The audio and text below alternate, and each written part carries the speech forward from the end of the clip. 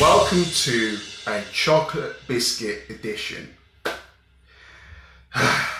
Let's get into this monstrosity of a film, and today we will be reviewing In the Tall Grass, currently streaming on Netflix. So, when siblings Becky and Carl hear the cries of a young boy lost within a field of tall grass, they venture in to rescue him, only to become ensnared themselves by a sinister force that quickly confuses them and separates them. Cut off from the world and unable to escape the field's tightened grip, they soon discover that the only thing worse than getting lost is being found. So, now you're probably all wondering, that sounds like a brilliant plot and an amazing synopsis, and how very wrong we all should be, because I just want to put into perspective that I saw this film on October the 4th, the same day I saw Joker in IMAX 2D. My energy levels were up here. And then my mum insisted to me, hey Chris, this looks good. And I've always known about this film, and obviously the trailer was released about 2.5-3 weeks ago, and it was, the novel by Stephen King. And when I hear Stephen King, I think, you know what? It might be, I might as well check it out, because I've watched it, Chapter 2, I've watched The Shining, and things like that. And this film, I just can't believe how one-dimensional it was. It's unbelievable. So, let me just walk you through how incredibly stupid this film is. So, the plot of the story, it opens, right? And we have Cal and we have Becky, right? So, this is in the very beginning of the film. So they hear the cries of the boy that's in the tall grass, right? In this big ass cornfield with a shitload of grass. And he is the character. He is the character who makes the decision to go in there. He kind of comes across as like a protagonist, admiring something other than himself, showing empathy towards another character. And I'm thinking to myself, you know what? That's a little bit of layering there with that character. Maybe there might be some prospect with this film, as there is with any film where we first watch the first 5 minutes of it. So he insists, he goes in there. Fair enough, he goes. Some time passes by, and Becky, the sister, and who, by the way, Becky is heavily pregnant. I think not heavily pregnant, but I think she's long by at least 6 to 7 months, right? Me, if you've seen the film, I would have just stood on the outside, called out this kid's name until he came to the front. But hey, we need some kind of plot to get the story going. So we go in there, and some time period passes by, and I'll never forget this. Becky turns around to the brother Cal and says, did you bring your phone? Because it's like a thing of it's got to a point now where they can't find this kid. And he goes, I kid you not, this is in the film, he goes, oh sorry, I just left it in the car.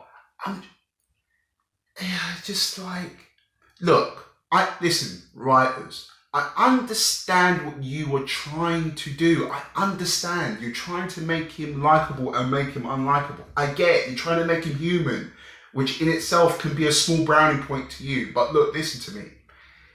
If you shouldn't make him unlikable. You should never make a hero or protagonist unlikable to the point of them being stupid or coming out with straight stupidity. It should be a thing of, it should give the audience a conflicted feeling that they're in the wrong, but in the right at the same time. It shouldn't be a thing of just outlandish or obnoxious ideology. It should never be like that. Never. In any film. And that drove me up a wall. Now, it gets worse. Again, they go even further away from each other, the sister and the brother. And guess what they do? Guess what they do? They insist, because they can't see each other. And bearing in mind, Becky, like I said, is 6 to 7 months pregnant. They then come up with this bright idea. Since we can't see each other, I know what, let's jump. That sounds like a really bright idea. So then they jump up in slow motion, the woman's pregnant, and they're doing it to, like, you know, as soon as they go over the horizon of the tall grass, they'll be able to see where they are. I just like, where? Netflix are just taking us for chocolate biscuits, man. Like, honestly, like, they think that we are inanimate objects that do not have a brain, that cannot function between right and wrong. It's ridiculous. I just can't believe the decision making behind this film. It's atrocious. I mean, nobody would ever do that in real life. No one. Like, oh my God. All right. Now, if you want to have even more of a chuckle, so then there's this new character that gets introduced. His name's called Travis.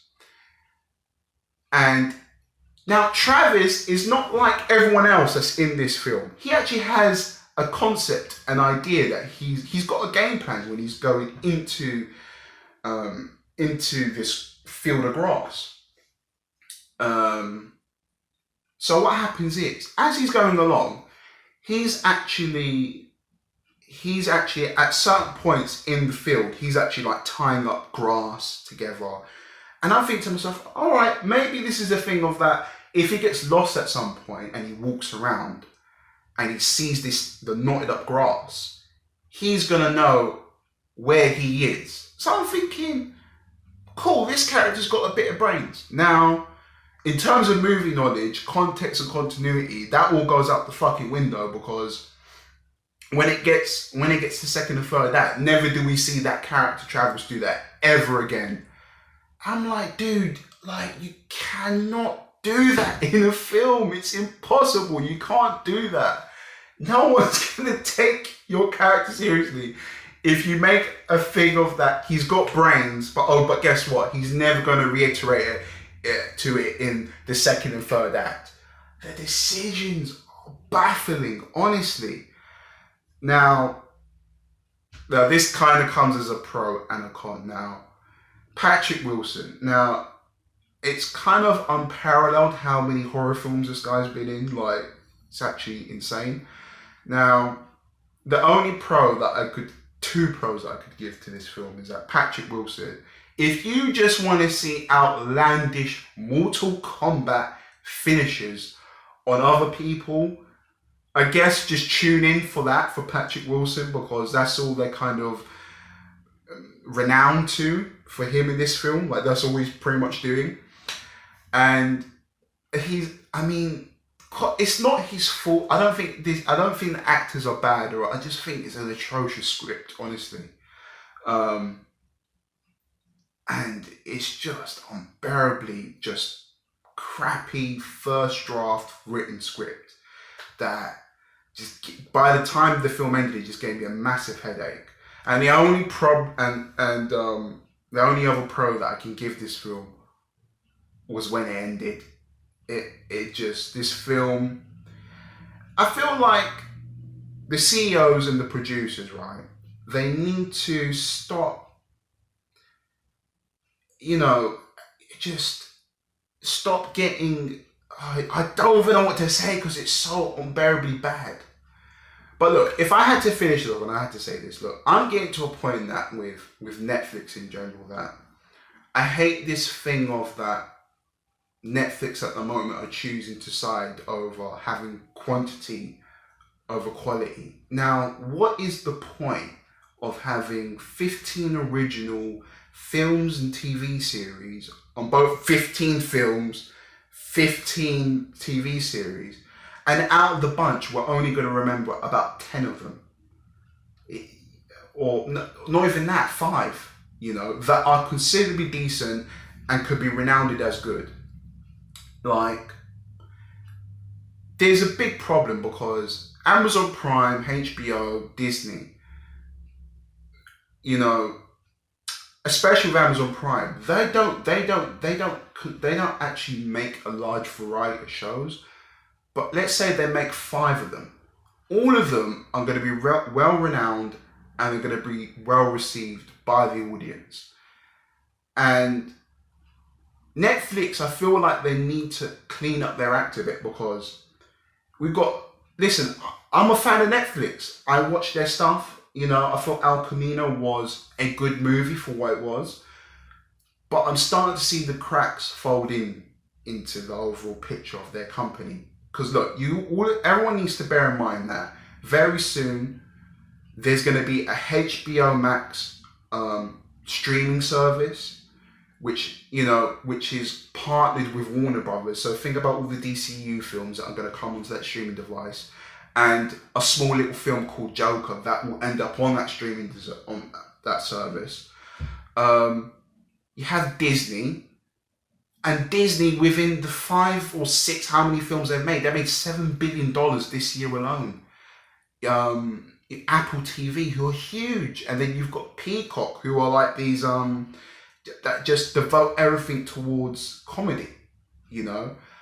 And if Netflix keep thinking that it's a thing about quantity, about how much they can knock out, they're going to get absolutely swamped within the next 2 to 3 years, in my opinion, because the level, the grandeur of quality that they are giving their subscribers is terrible, quite frankly. It's not even compatible to the level of quality that we're getting at cinemas. Yet people are spending all this money to sit down on this streaming device and have these shows and movies come at them at the run of the mill. Like, they need to really put in perspective, and they really need to up their game in terms of their writing ability and their overall product. And look, El Camino, Irishman, no doubt that they're going to be, well, we know that El Camino was received well, but now we've got Irishman, and hopefully that will be good. But do you see what I'm saying? Like, if you were to look back over the year, which films really stood out? I can guarantee you'd only be able to pick out at least 5 from Netflix, you know.